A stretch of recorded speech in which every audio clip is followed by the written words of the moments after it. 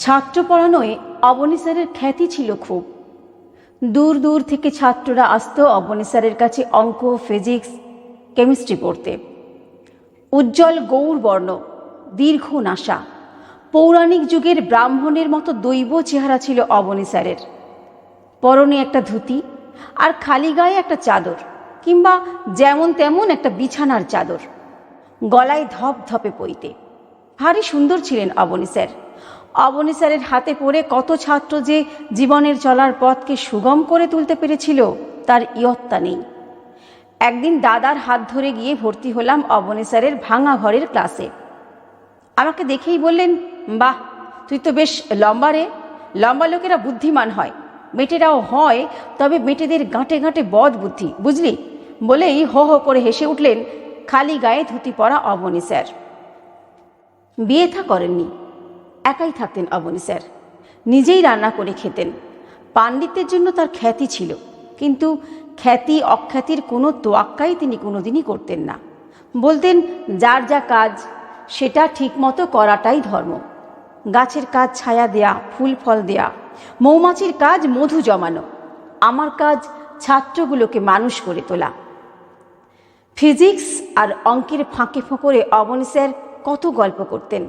বলতেন দেশ বিদেশের বড় বড় মনীষীদের কথা, তাদের জীবনের নানা ওঠা পড়ার গল্প।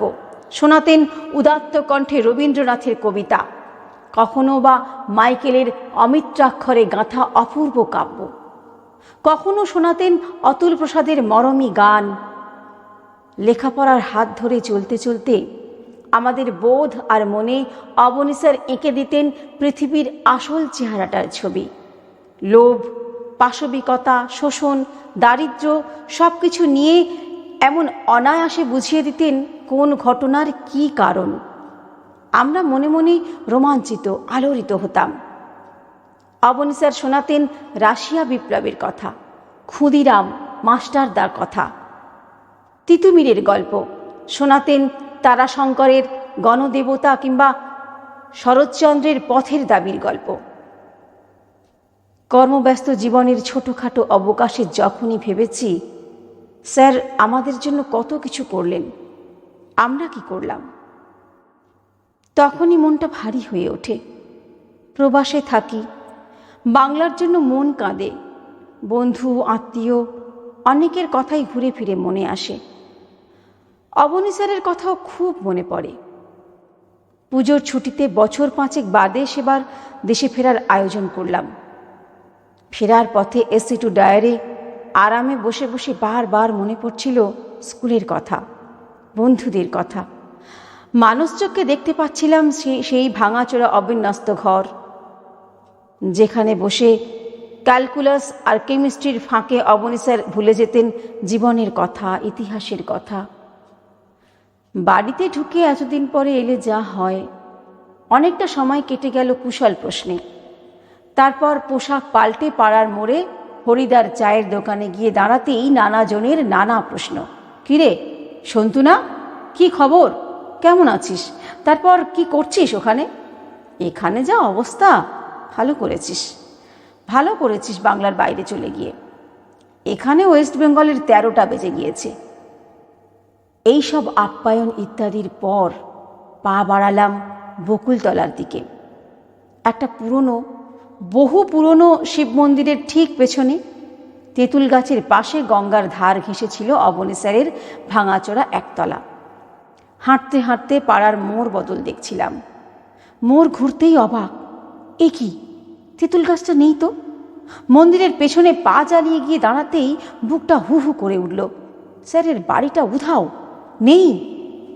সেখানে 4 তলা ফ্ল্যাট বাড়ি, ব্যালকনিতে ঝুলছে শাড়ি, বেড কাভার।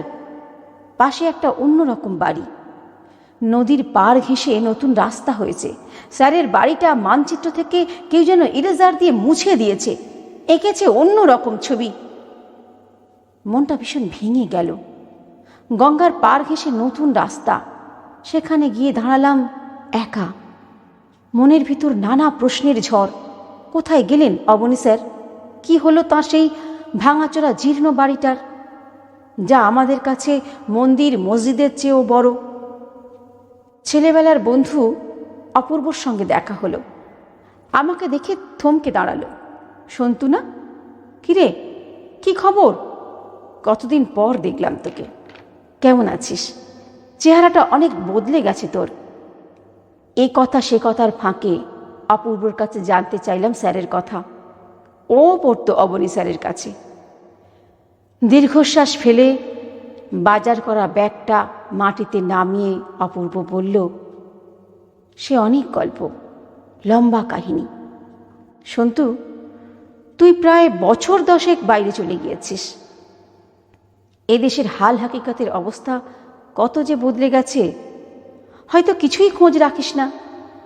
বাইরের চেহারাই শুধু নয়, মনে মনেও পাল্টে গেছে এই ছোট্ট শহর। শুধু এটা নয়, পাল্টে গেছে, পাল্টে যাচ্ছে গোটা বাংলায়।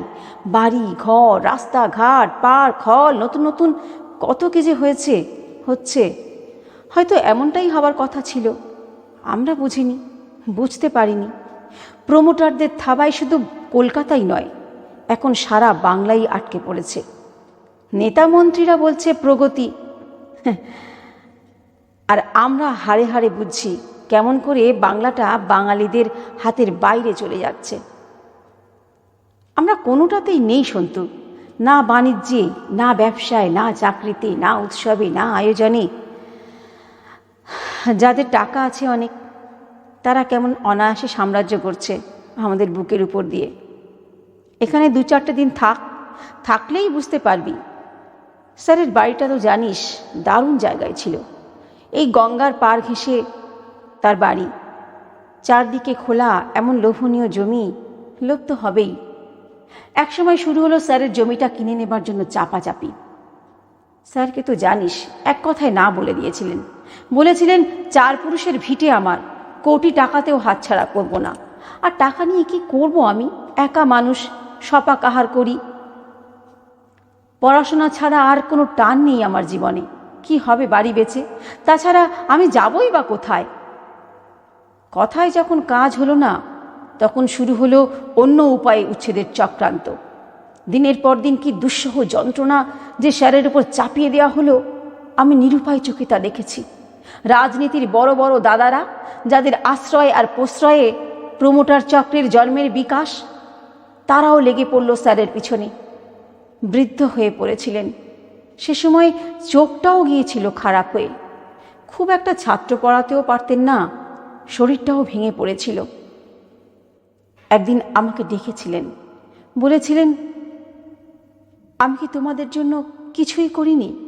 আমাকে উচ্ছেদ করে তাড়িয়ে দিতে চাইছে একদল অর্থলোভী পিশাচ। তোমরা আমার ছাত্ররা কি পারো না একটু রুখে দাঁড়াতে? স্যার বলছিলেন আর কাঁদছিলেন, সন্তু, আমরা সত্যি পারিনি, আমরা পারিনি। ছাপোষা সাধারণ কেরানির মানুষ আমরা। এই বিরাট পাপ চক্রের বিরুদ্ধে কিছু প্রতিরোধ করা আমাদের সাহসে কুলোয়নি। তাছাড়া তোর কাছে স্বীকার করতে বাধা নেই রে সন্তু, আমরাও আসলে যে যার নিজের জীবনযাপনের সমস্যা নিয়ে এত জেরবার হয়েছি। চারপাশের ছাঁটাই, লকআউট, জিনিসপত্রের আকাশ ছোঁয়া দাম, অসুস্থতায়, বিপন্নতায় দিশেহারা, হেল্পলেস। আমরাও স্যারের ব্যাপারটা বুঝিনি, বুঝতে চাইনি। স্যারকে তো জানিস, জীবনে চাকরি করেননি, অন্যের হুকুম শুনতে হবে বলে। কারোর কাছে মাথা নত করার মতন মানুষ তিনি ছিলেন না। সেদিন অঘ্রাণ মাস, ঘন শীতের রাতে হঠাৎ হইহট্টগোলে ঘুম ভেঙে গেল। বারান্দায় এসে দেখি বকুলতলার আকাশ দগদগে লাল, প্রচণ্ড চেঁচামেচি, আর্তনাদ, আগুন জ্বলছে দাউ দাউ করে। ছুটে পথে নামলাম। সন্তু, সেই দৃশ্য তুই ভাবতেও পারবি না। দাউ দাউ করে জ্বলছে স্যারের ভাঙাচোরা বাড়ি।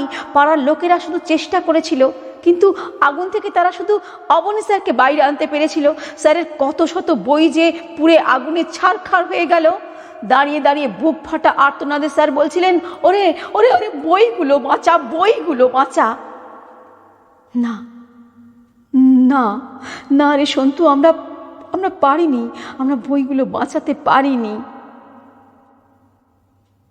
রাগে, ক্ষোভে, দুঃখে আমার হাত পা অবশ হয়ে আসতে লাগলো। বললাম, অপূর্ব, চুপ কর, চুপ কর। হিরোশিমায় যেদিন বোমা পড়েছিল সেদিনটার গল্প স্যার আমাদের বলতেন। কেমন করে একটা বিশাল আগুনের গোলা প্রচণ্ড বুক ভাঙা শব্দ নিয়ে লক্ষ লক্ষ প্রাণকে ধ্বংস করে মুহূর্তে উঠে গিয়েছিল নীল আকাশে।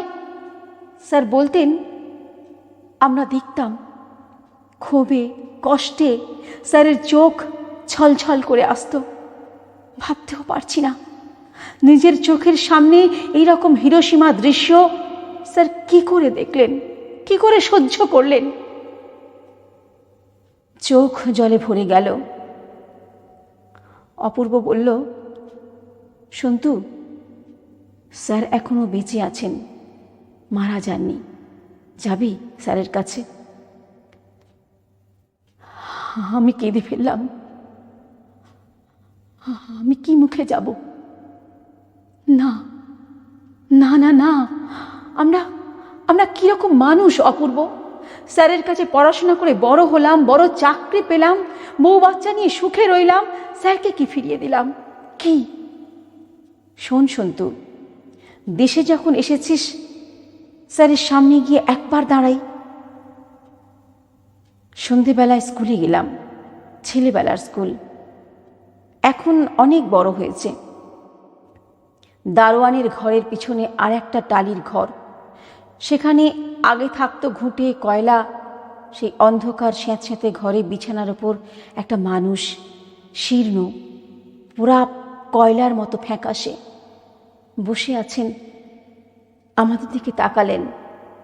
Sir, sir. হুড়মুড় করে কেঁদে প্রণাম করে পড়লাম তার পায়ে। স্যারের কোনো প্রতিক্রিয়া হলো না। অপূর্ব আমায় ধরে তুলল।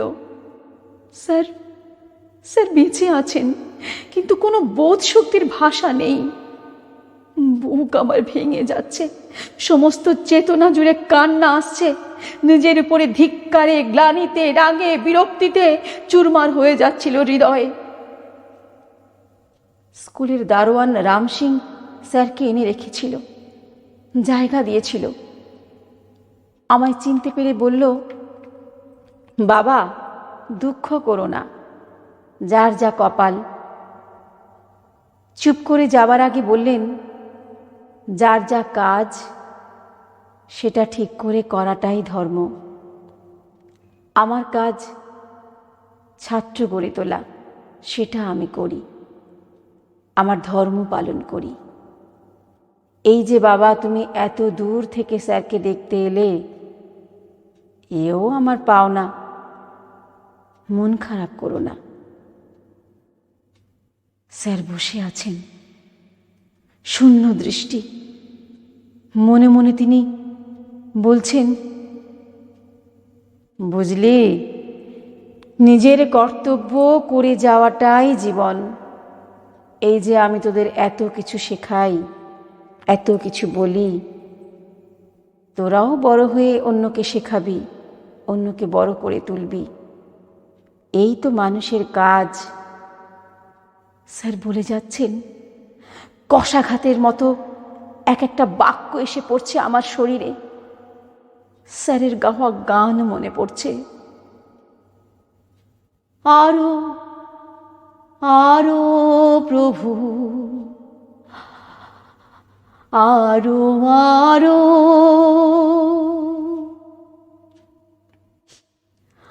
আরো আরো প্রভু,